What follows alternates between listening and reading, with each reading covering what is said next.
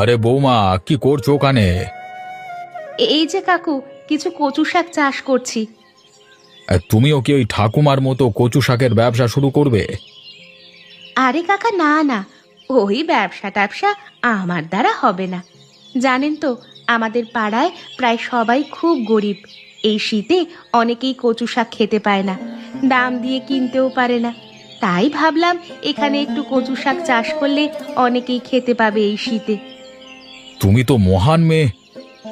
মহান টহান বুঝি না, আমার মনে হলো তাই করছি। তা অতীন কোথায়? ও কেমন আছে? ও এখন অনেক সুস্থ, আজ পাশের গ্রামের জমিদারের বাড়িতে কাজ করতে গেছে। বাহ, ভালো করেছে। অতীন অনেক দিন ধরেই অসুস্থ ছিল, সুস্থ হয়েছে, এটা শুনে ভালো লাগছে। কাকা, আমার কচু শাক হলে নিয়ে যাবেন, কাকিমা রান্না করে খাওয়াবে আপনাকে। সে